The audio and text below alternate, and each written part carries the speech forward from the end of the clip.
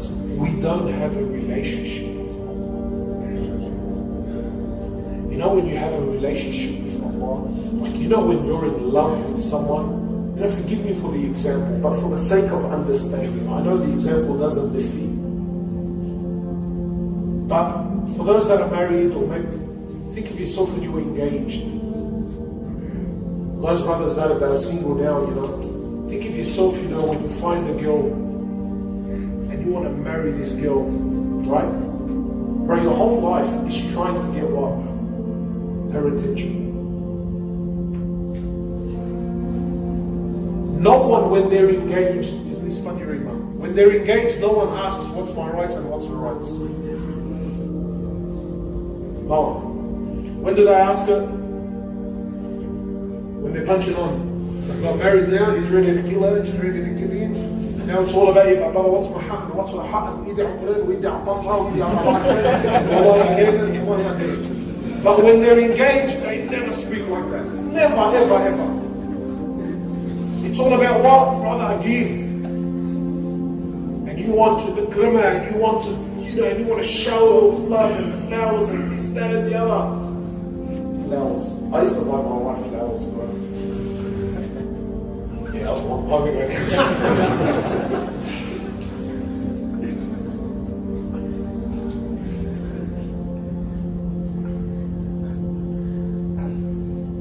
When you have a relationship, that's what you're thinking about.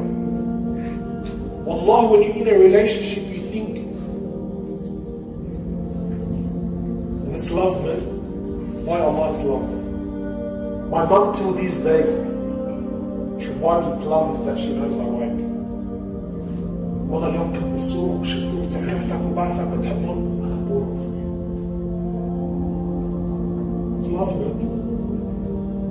What do you give Allah? Be real. What do you give Allah? I know myself, Habibi, I give Allah scraps. I give Allah rubbish. I give Allah what I don't want, what I don't need. Brother, come to the masjid. Well, brother, if I've got time. Just that language. Well, brother, I'll see. Yani really, I'm busy, cuz.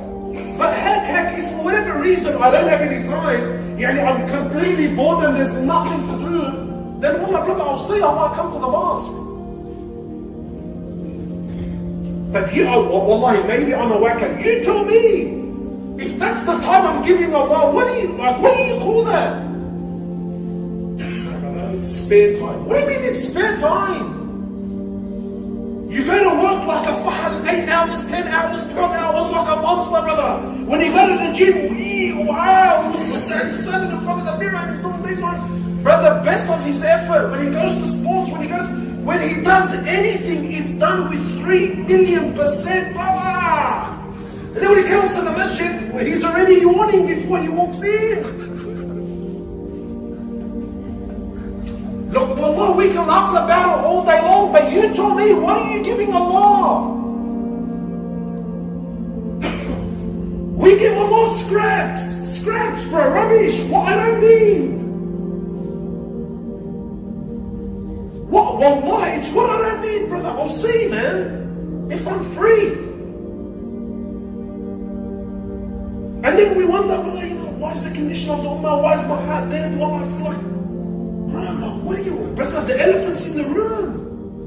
What are you talking about? You give, like, we give Allah again, so no one gets upset. Brother, I give Allah scraps, what I don't need. How do we give charity?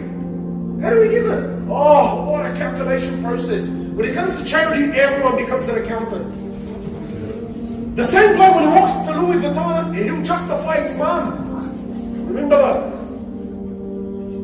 I saw a guy in Greenacres wearing a Burberry bag and he was driving the $800 car. His bag was worth more than the car. But that's because in his mind, that bag is more important. Trust me, he knows what he's doing.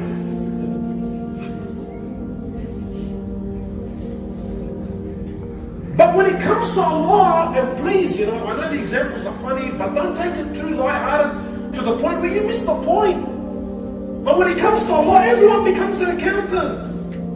Allah, brother, I don't know, brother, look, I need to be wise with my money. What are you talking about, bro? It's Allah Azza wa Jal. How do we give Allah? Again, my brothers, forgive me, but bro, if we're not real with each other, we're kidding each other. Look at the calculation process. When it comes to Allah, everyone becomes wise. But when it comes to myself, brother, spend, don't worry, who cares? When we go as mates, right, and it comes to the bill, we're all fighting each other, we embarrass each other in the restaurant. Allah, eat it, this and that. Brother, I'm paying for it. But when you come, stand here and ask for donations, yeah, but downstairs you are killing each other. Who wants to pay for the meal? So please, bro, you be real with me. We give Allah scraps. When we come to give a donation, how do we give? Well, brother, look, I need to allow for rent. Alright, brother, so how much rent? Well, at least 6 months. Oh, wait, not 6 months. 6 months? Brother, you have to be financially wise. Brother, the smart Muslim is better than the dumb Muslim. Wow.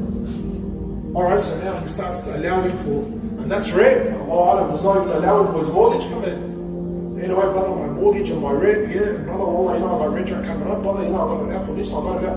And fine, wallah, I know also, bro, it's all important stuff, I understand. Brother, this and that, and this and that, and what about the shopping, what about, wallah, you start looking at the guy, you think, wow. And then the guy says to you, wallah, brother, you know what? My neighbor 6 doors down, he has a cat, bro, haram, the cat sometimes he comes. So, brother, I can't buy cat food for him. What the hell? But he's announced for the cat 6 houses down.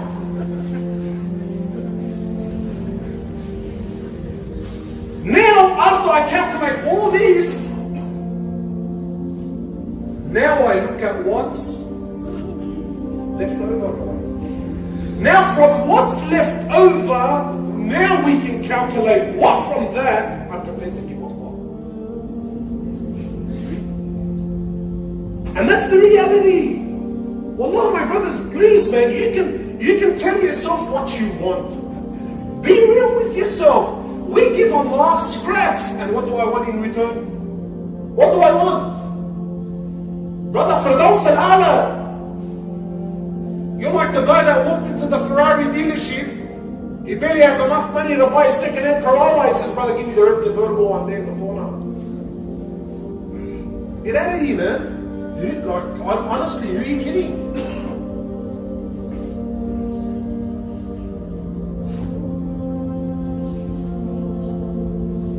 Brother, do I have to? No, you don't have to. Do I have to buy my wife flowers? No, you don't have to. But if you were in a healthy relationship, you wouldn't even ask that question. So Allah says, my slave keeps on getting closer to me by performing the nawafil, the things he doesn't even have to. He keeps on doing the nawafil until what? What a hadith. He keeps on doing the nawafil until I love him.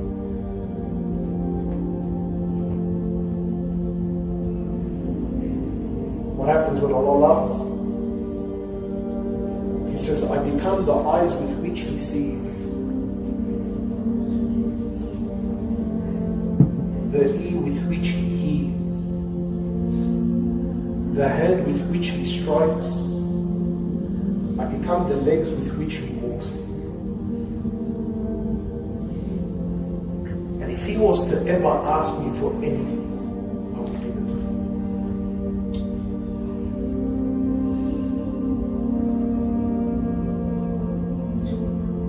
That's love, man. لن تنالوا البر حتى تنفقوا مما تحبون. What does Allah want? Allah wants your most beloved asset in your life. What is the one thing that's keeping you away from Allah? There are many verses in the Quran where Allah subhanahu wa ta'ala says that give in charity, and the money that you give in charity doesn't decrease, it only increases. But here the verse, the tone, the conversation, everything about it was just different. So Abu Talha is saying, O Prophet of Allah, you know I'm one of the wealthiest. And you know, O Prophet of Allah, I have lots of land. Lots of land. I've got lots of bits and pieces everywhere. And he was known, mashhur in Medina, he was known. He says, O Prophet of Allah, but nothing is more beloved to me. Yani, of all of my assets, of all the things that I own, nothing is more beloved to me than Bayruha. Bayruha was a little garden that was opposite Masjid al-Nabawi. It was opposite the Prophet's Mosque sallallahu alayhi wa sallam. So imagine this with me. Imagine owning a piece of real estate right opposite the Masjid of the Prophet sallallahu alayhi wa sallam. He said, this garden is my most beloved. This garden, the Prophet himself sallallahu alayhi wa sallam used to visit the garden frequently. He used to visit it. He would go into the garden, sit in the garden, and there used to be a well. We're talking desert now. To have a well is something very rare and quite unique. And the Prophet used to visit this well sallallahu alayhi wa sallam, and he used to drink from that water. So now Abu Talha is saying, he says, O Prophet of Allah, you know, but this piece of land, this Bayruha, is my most prized possession. And there's nothing I love more than this. He says, O Prophet of Allah, I give it to you in sadaqah today. And this is going to be the tone of our whole talk, my brothers. That don't fall into this trap of thinking that Allah wants my money. No. Hasha lillah, Allah Azza wa Jalla is above all things. Allah is not in need of something He gave to you to begin with. But this verse hit home for Abu Talha, and look at those that are really seeking something deeper. He comes to the Prophet, he said, what's Allah saying? لَن تَنَالُوا الْبِرَّ, that you will never attain this level of iman, this level of faith, until you give up that which you love the most. And my young brother and my senior brother, this verse hits on. Because all of us, we're all prepared to give Allah something. To some degree, everyone here is prepared to give Allah something. But what does Allah say He wants? Look how unique the verse is.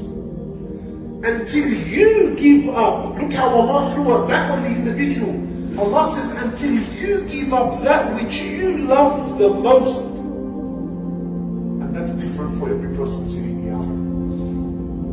I know brothers that will happily sign a check for whatever. I had this one brother once, he said, before you Hoblos, open check, and he wasn't lying, and he came back and he said, bro, whatever you want, I'll sign it. Some brothers, they're happy to give money. Just get off my back.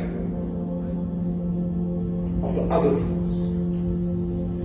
So here Allah didn't specify, and here Allah subhanahu wa ta'ala didn't say, until you give a certain amount of gold or a certain, no. Allah hit the nerve. Allah says to each and every single one of you, you will never attain birr until you give up that which you love the most. And this is it, my brothers. It is impossible to have and maintain a relationship with Allah if it's one-sided. It's so easy to come on deen. To come on deen is so easy. But speak to the senior brothers and see the challenge it is to stay on deen. Allah is saying, until you give up that which you love the most. What's the most beloved thing to you? Allah wants it. Not because Allah needs it. Don't make this mistake. But because Allah wants to see what is more beloved to you in your heart. Him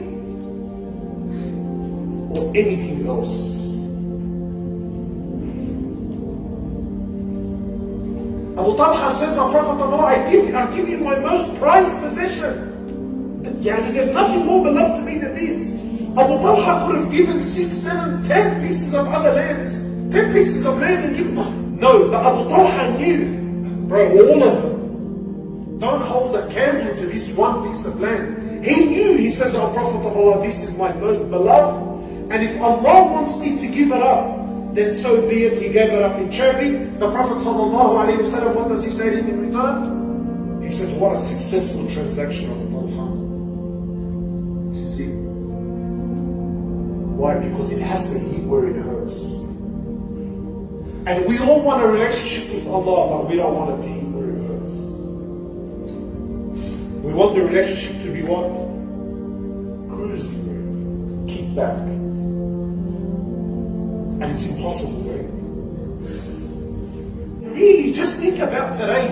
Think about our trials and our tribulations. Your son gets sick and you start thinking, why me? Habibi, he's got a flu, like it's no big deal.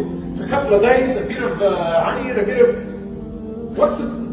Right? The whole family goes into lockdown, breaking down. Our hearts are so weak. Any test now, it's become huge, bro, huge. People come to see you, they're breaking down, brother, you don't know what I'm going through, and so on. Any test we're given, and it's shaking us to the core. Ibrahim waits, now he sees the dream, now he sees the ru'ya, and he knows as a prophet, the ru'ya isn't something, maybe there's a difference of opinion in its interpretation. He knows it's wahi from Allah, it's revelation.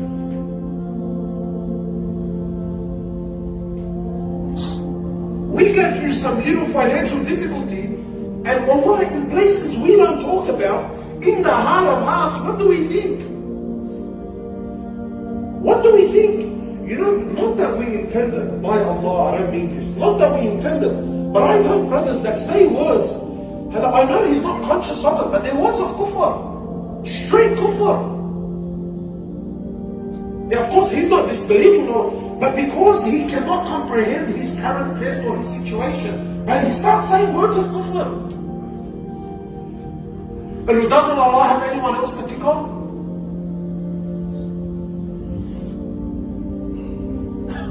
But you know, if that's really what you're thinking in your heart, you're in a dark place, man.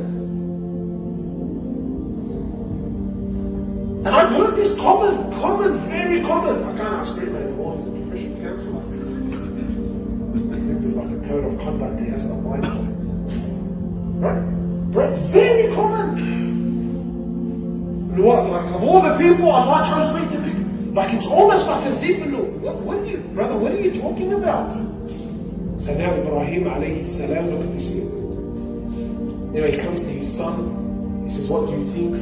His son Ismail says, oh father, do as Allah orders you to do, and you will find me of the patient ones. Allah, I don't have time, I would have dissected the stories now. Is that all? By Allah, if your dad said to you, Dad, I saw in my dream that I gotta kill you. You had too much I've last night, bro. What the hell is that looking to me? Man's tripping it. But such was the iman of his people.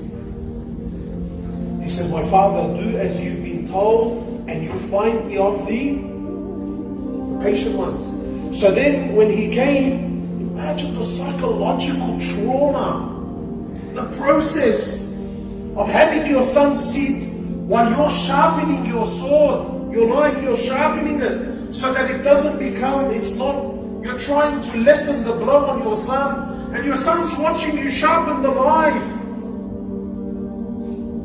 And you're sharpening this, and you know that Allah is telling you to kill your son. You waited 80 years for this. And so now he's sharpening his knife. And then he comes to his son and he grabs him. And then his son, look at the iman of these people. And then his son says to my father, turn me around. Meaning, don't look me in the eye. He says, I fear that if you look me in the eye and you come to put the knife on my neck, you may have a moment where you might hesitate. You may look me in the eye and you may hesitate. He says, so turn me around so that we don't make eye contact. And do what Allah's ordered you to do. And still now Ibrahim, now he's bringing his son, and nothing, but there's no angels, there's no nothing to tell him that Ibrahim, don't worry, he doesn't know. He's been given the order. Wallah, my brothers, I know we've heard the story a million times, but just for the life of But like, try to live it. Try to live, it's so easy to just say, yeah, well, brother, he's Ibrahim alayhi salam. When you do that, you kill the whole story. No, you kill the whole story. You kill it. Ya Allah, why are you doing this to Ibrahim? Of all the human beings on earth, why his son? Anyway, he grabs him, he puts him down, and look at the process. He puts the knife to his neck and runs the blade. Didn't cut. Then he ran it again. It didn't cut. Then he ran it a third time. Then Allah Azza wa Jalla says, Ibrahim, you've passed the test. We don't need your son's life. But لن تنالوا البر حتى تنفقوا مما تحبون. You'll never reach until you give up that which you love the most.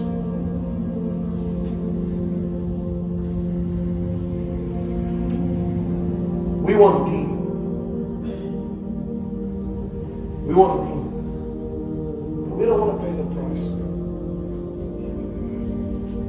We don't want to pay the price for it.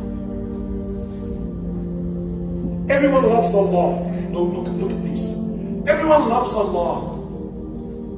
But no one loves deen. Everyone loves Rasulullah sallallahu alayhi wa sallam. But no one wants his sunnah. Everyone loves Jannah. But no one loves death. Everyone loves money. But no one wants to work. Everyone loves women. But no one wants to get married. Everyone loves children. No one wants to father. It doesn't work. Allah wants not your money. Allah wants what's the most beloved thing to you. لن تنالوا البر حتى تنفقوا مما تحبون. Until you give Allah that which is the most beloved, you'll never attain that. The Prophet ﷺ, and this is very important, so please stay with me, don't lose the point. The Prophet ﷺ tells us of a man from Banu Israel, authentic hadith. A man killed 99 people. After 99 people, he wanted to change. In our language, so he wanted to pull up, he wanted to make a difference. Allah, I've had enough. So he comes to it's a long story. He goes to a man, he says, look, it's the tawbah for me. The man says to him, you've killed 100, you're crazy, Allah will never forgive you. So he killed him too. Made him 100, right? Made him 100 people. After 100 people, bro, this guy, he really wanted tawbah, he really wanted to change. I know brothers that are on a very bad habit. Allah, he speaks to him and bro, he's crying from his heart. He's not crying from his eyes anymore, bro. He's actually crying from his heart. Bro, I'm in a dark, dark hole. I need help.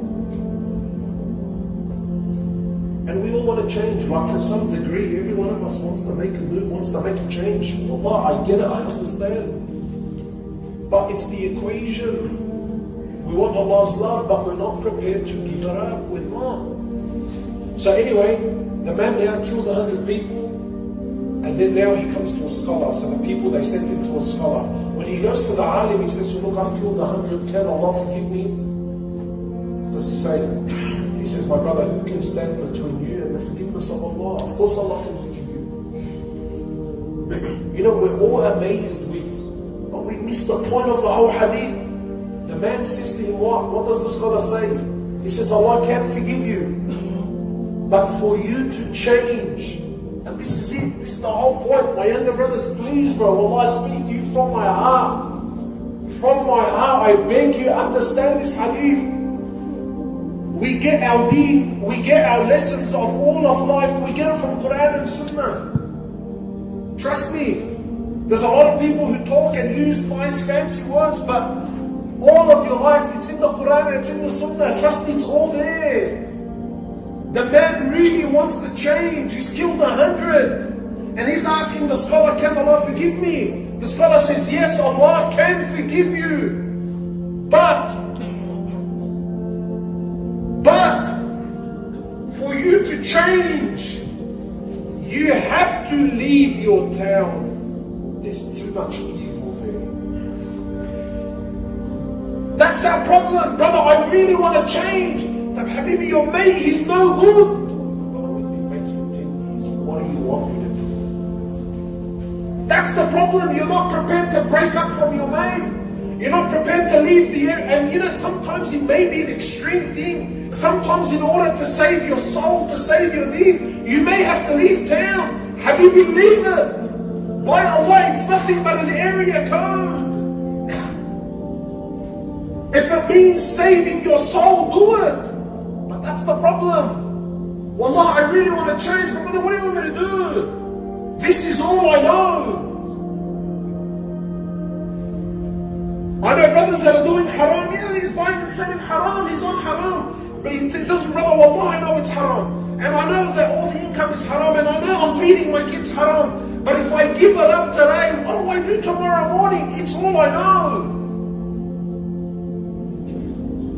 That's the thing. You can't come to Allah with baggage. Brother, wallah, I love you and I love deen. Tell me when the talks are. Well, brother, we do talks on Tuesday. I can't do Tuesday, man. Why not? Oh, brother, we've been playing Al-Ba'ni for the last 10 years. Wallah, you think it's funny? I genuinely get that from people. Wallah, brother, we have our family, we have our family barbecues on Tuesday, Sheikh. The brother, like, I don't understand. What do you want? Do you want the whole world and the whole deen and Allah and His Prophet? What? Do you want all this to change a mold to cater for you? Doesn't work that way. لن تنالوا البر حتى تنفقوا. Until you give up what you did, you're the one that needs to make the move. The scholar is telling him, yes, Allah can forgive, but you need to move areas. This town that you're in, it's toxic. Wherever you look, it's calling you to haram. I don't understand, brother, I want to change, I want to, And then he wakes up in the morning and the first thing he does is he's looking at his phone. Habibi, wallah, when you're sincere of changing, girls from 10 years ago will start contacting you. Shaitan is working around the clock. But you're not prepared to give up the phone, and you're not prepared to give up your mate, and you're not prepared to move areas, and you're not prepared to move your Al-Ba'mi night so that, well, I can come to the... I don't understand. Which one is it?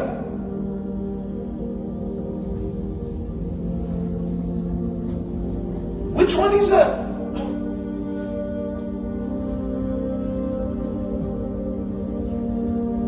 He says you have to leave. So the man packs up his bags and he leaves. He says you have to go to another town. There's good people there.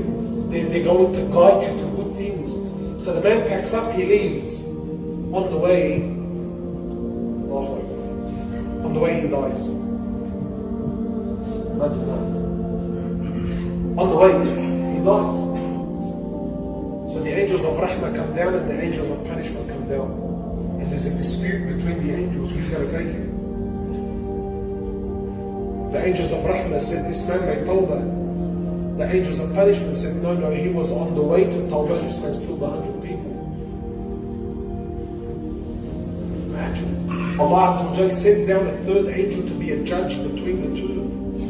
And says to the angels, measure the distance of the earth. If this man is closer to the town of sin, because he was going to the town of good, he says, measure the distance. If he's closer to the town of sin, then let the angels of punishment take him. But if he's closer to the town of good, then let the angels of Rahmah take him. They measured the earth, and unfortunately for him, guess where he was?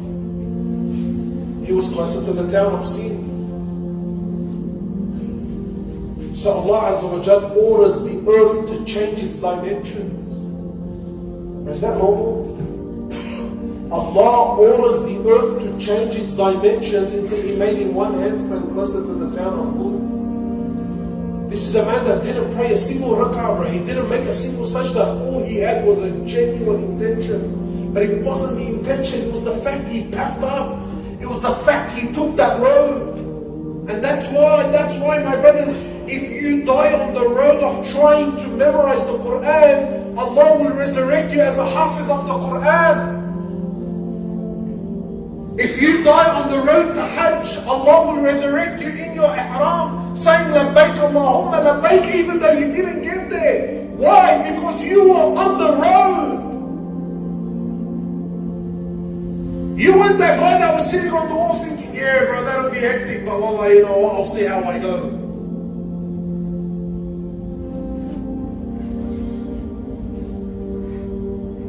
We ask Allah Azza wa Jalla to make us of those who build a relationship with you.